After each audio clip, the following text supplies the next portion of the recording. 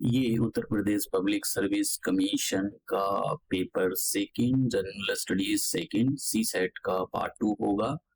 और हम यहाँ पर अलजेब्रा को सबसे पहले तैयार कर रहे हैं। ये जो पेपर होता है ये 200 मार्क्स का पेपर होता है और इसके अंदर 100 आइटम्स होती हैं, मतलब 100 क्वेश्चन होते हैं। और इसको क्वालिफाई करने के लिए 33% की जरूरत पड़ती है। तो इसका क्या मतलब निकलता है? 33% की जरूरत पड़ती है, इसका मतलब ये निकलता है कि अगर आप 100 क्वेश्चन में से अगर आप 100 क्वेश्चन में से सही मायनों में 33 क्वेश्चन एग्जैक्टली ठीक कर पाते हो, बिल्कुल सही, कोई गलत नहीं, आपने इतने क्वेश्चन अटेम्प्ट किए और सारे का सारे सही, तब ये आपका पेपर क्वालिफाई हो जाएगा। लेकिन प्रैक्टिकली नहीं होता है, क्योंकि इसमें से कभी कभी क्वेश्चन गलत भी होते हैं। तो मैं आपसे ये बोलता हूँ, आपका एक्यूरेसी लेवल अगर 100% ठीक है, 99% ठीक है, तो आपको मिनिमम 40 क्वेश्चन लगाने चाहिए।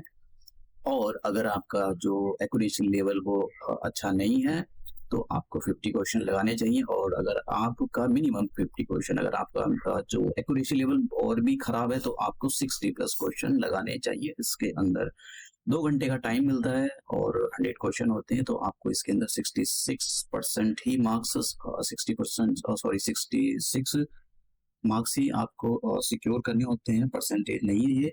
तो इसके लिए लेकिन कुछ बच्चे क्या करते हैं कि हो जाएगा, कर लेंगे, और फिर उनका सी सेट रुक जाता है, वहां पर बैठ के वो क्यासी मारते रहते हैं। तो इसलिए आपके पास 3.5 मंथ अप्रोक्सीमेट, यानी 100 दिन का टाइम है, तो आप इसको तैयार कर सकते हो। और कोई ऐसा बटन भी नहीं पड़ेगा कि एक साथ में बैठकर रात दिन, एक ही 2 दिन पहले 4 दिन पहले, ये कोई तरीका नहीं होता पढ़ने का। ये एक स्ट्रेटेजिक वे में इसको जो है क्वेश्चन को क्रैक किया जाता है।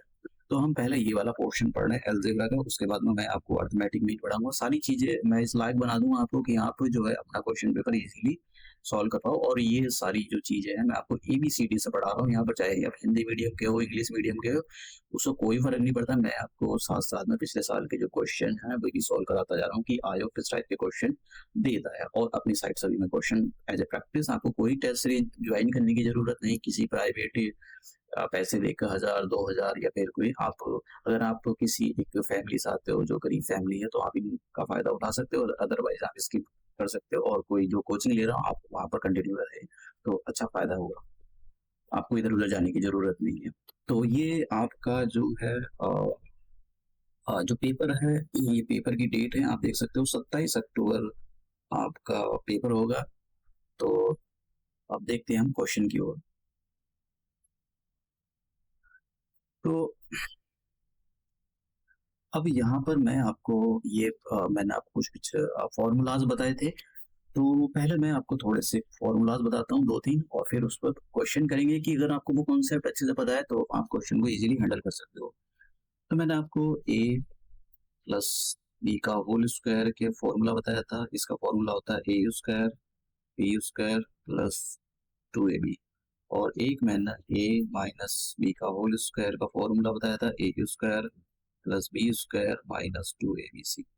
अगर मैं इन दोनों को प्लस कर दूं, प्लस करने का सेंस का मतलब ये होता है कि ये 2 इक्वेशन है, इक्वेशन नंबर 1, इक्वेशन नंबर 2। तो इक्वेशन 1 की राइट हैंड साइड को राइट हैंड साइड में, इक्वेशन 1 की इक्वेशन 2 को लेफ्ट हैंड साइड में प्लस कर दिया जाता है। तो देखिए मैं इसको A+B का होल स्क्वायर प्लस A-B का होल स्क्वायर करता हूँ तो ये कैंसिल हो जाते हैं। तो ये आ जाएगा, एक A² ये लिखा, एक A² लिखा, तो ये हो जाएगा 2A², और एक B² ये लिखा, एक B² ये लिखा, तो ये आ जाएगा 2B²। यहाँ से आप जो है 2 बाहर ले सकते हो, कॉमन ले सकते हो, तो ये आ जाएगा A² B² ब्रैकेट के अंदर। और इधर आप इसको ऐसे ही लिख सकते हो A+B का होल स्क्वायर प्लस A-B का होल स्क्वायर।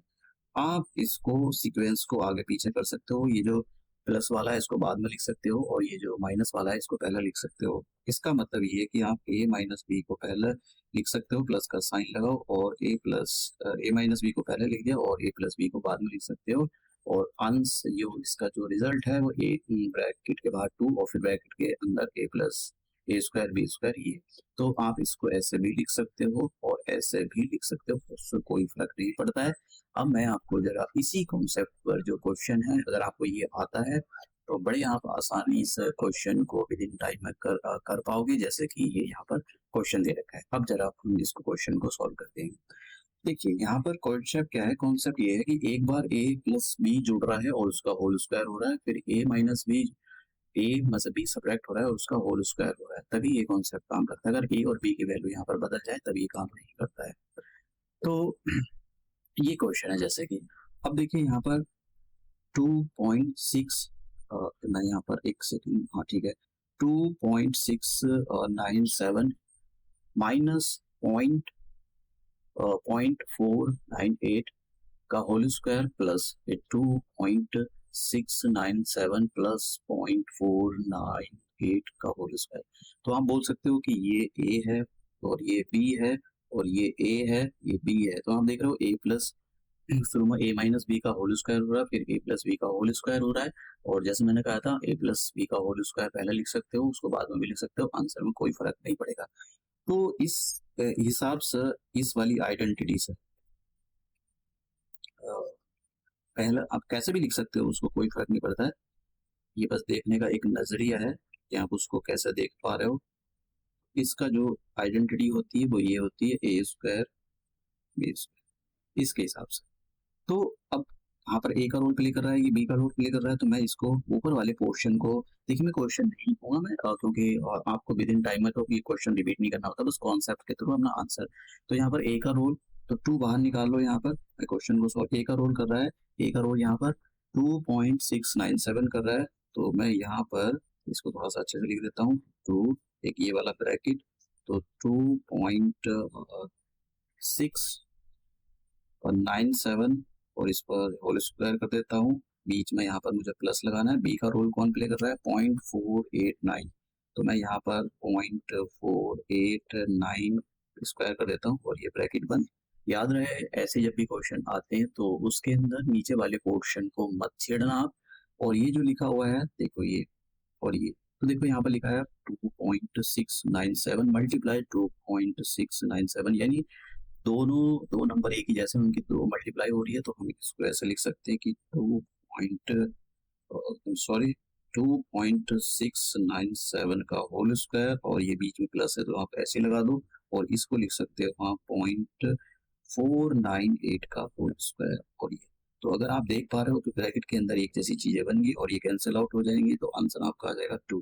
तो इसके हिसाब से आंसर हो जाएगा हमारा बी, बी इसका आंसर है। तो आप कॉन्सेप्ट के थ्रू जो है क्वेश्चन को सॉल्व कर सकते हो, और जितने आपके कॉन्सेप्ट अच्छे होंगे, बेसिक बिल्डिंग ब्लॉक आपका जितना अच्छा होगा, आप नींव उतनी ही अच्छी बना सकते हो। अब एक दूसरा जो कॉन्सेप्ट है, जैसे मैंने यहाँ पर a प्लस बी का होल स्क्वायर का फॉर्मूला आपको बताया कि a square plus B square और प्लस के 2ab, और एक और मैंने यहाँ पर कॉन्सेप्ट आपको बताया था, एक दूसरा फॉर्मूला ये होता है a square plus B square और माइनस के 2ab। तो अगर आप इन दोनों को एक दूसरे में से सब्ट्रैक्ट करते हो, सब्ट्रैक्ट करने का मतलब ये होता है कि आप a प्लस बी के होल स्क्वायर में से आप a माइनस बी का होल स्क्वायर सब्ट्रैक्ट कर रहे हो, तो ये माइनस होने की वजह से ये प्लस हो जाता है, पूरा कैंसिल आउट हो जाता है, तो इधर आ जाता है पूरा 4ab। तो आप इसी बात को देखिए, ये जो लिखा हुआ है इसको यहाँ पर याद रहे, सीक्वेंस नहीं बदल सकते हो, a प्लस बी का होल स्क्वायर पहले ही आएगा और a माइनस बी का होल स्क्वायर बाद में ही आएगा। आप अगर चाह रहे हो कि मैं इसको ये लिख दूं तो आप बिल्कुल गलत डायरेक्शन में जा रहे हो, इसको ये बिल्कुल भी नहीं लिख सकते हो। हाँ, इसको अगर आपको ये लिखना है इस पोर्शन में, तो आपको यहाँ पर a माइनस बी का होल स्क्वायर माइनस लगाओ a प्लस बी का whole square equal to -4ab करना पड़ेगा। ठीक है, ये कंपलसरी है अगर आप इस फॉर्म में लिखना चाहते हो तो। वैसे ये फॉर्म ज्यादा दी जाती है एग्जाम के अंदर, तो हम इस फॉर्म से क्वेश्चन को करने की कोशिश करेंगे। तो देखिए यहाँ पर देखते हैं 0.137 प्लस 0.098 का होल स्क्वायर, बीच में माइनस लगा हुआ है, 0.137 माइनस 0.098 का होल स्क्वायर, मतलब ये a हो गया और ये b हो गया। एक बार a प्लस बी का होल स्क्वायर प्लस हो रहा है और एक बार a माइनस बी का होल स्क्वायर यहाँ पर हो रहा है, तो इसका मतलब यहाँ पर दूसरे नंबर की हम कॉन्सेप्ट अप्लाई करते हैं।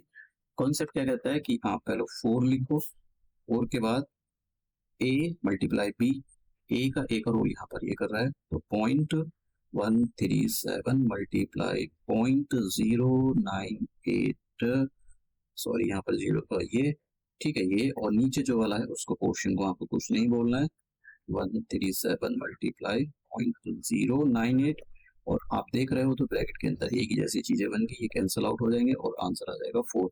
तो हम बोल सकते हैं डी हमारा आंसर है। तो कॉन्सेप्ट के थ्रू आपके जितने कॉन्सेप्ट फंडामेंटल जितने अच्छे होंगे, आप उतना ही क्वेश्चन को आसानी से और कम टाइम में कर पाओगे। हम बोलते हैं कि शॉर्टकट ट्रिक नहीं होती हर चीज की।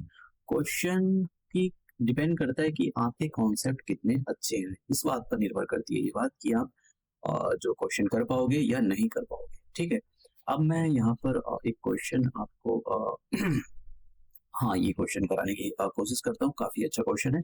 लेकिन उससे पहले थोड़े से आप जरा कॉन्सेप्ट समझ लो और फिर हम ये क्वेश्चन करेंगे।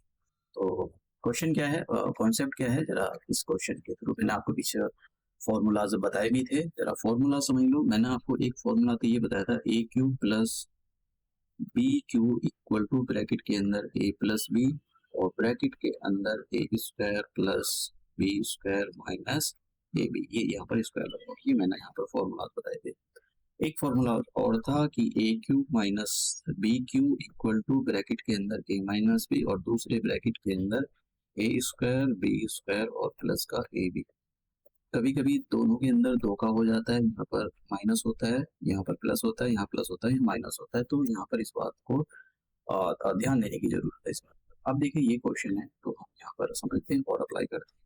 देखिए नीचे वाले पोर्शन में मैं ये अप्लाई नहीं करूंगा, नीचे वाले पोर्शन, इसमें ये क्वेश्चन ऐसे ही फ्रेम किए जाते हैं कि नीचे वाला या ऊपर वाला पोर्शन में कुछ एक पोर्शन में आपको अप्लाई करने होते हैं कॉन्सेप्ट, दूसरे में नहीं करने होते। तो मैं यहाँ पर ये जो ये जो क्वेश्चन है, सॉरी ये वाला जो क्वेश्चन है, इसमें मैं यहाँ पर हम देख रहे हो ये दूसरे नंबर की आइडेंटिटी अप्लाई करने के लिए जा रहा हूँ।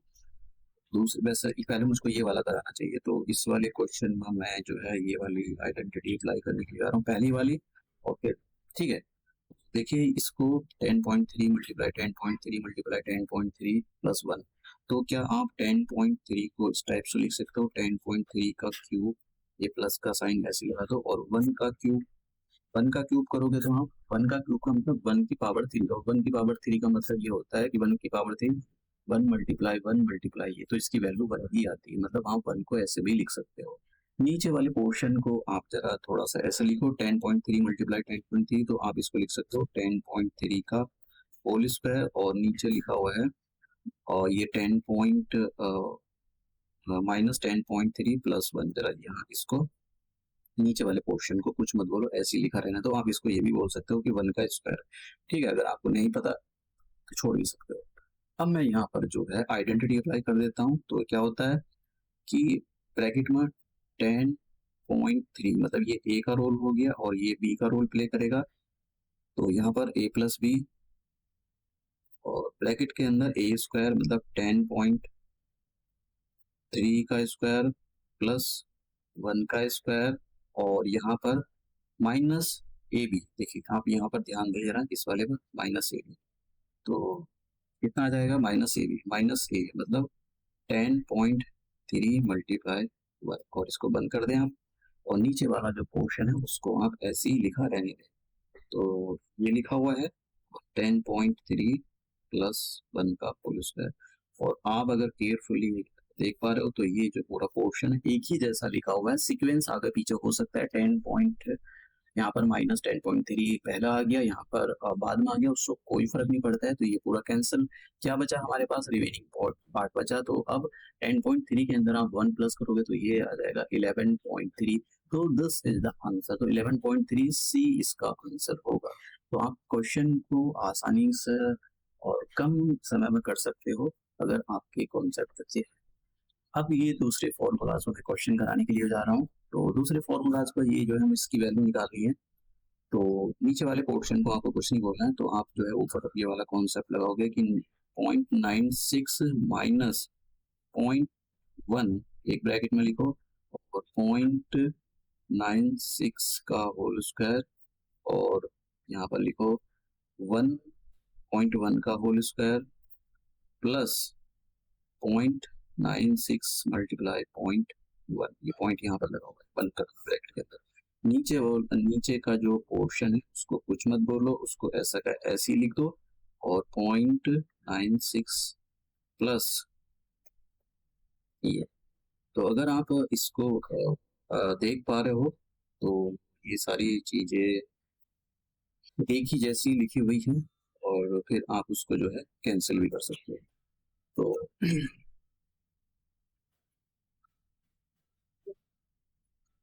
एक सेकंड, यहाँ पर एक जीरो छूट गया, यहाँ पर मैं इसको ठीक से लिख देता हूँ। पॉइंट ये लिखा, ठीक है, अब ठीक है।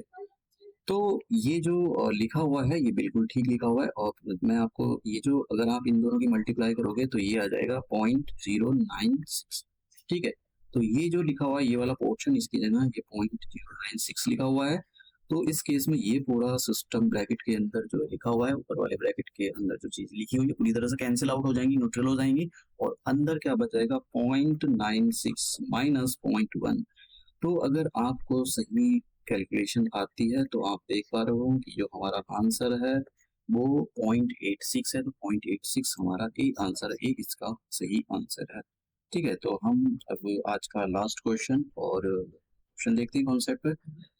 तो अब ये क्वेश्चन थोड़ा सा मतलब मैं डिफिकल्ट नहीं बोलूंगा, लेकिन हाँ, इसमें आपको थोड़ा सा लगा माइंड लगाना पड़ेगा।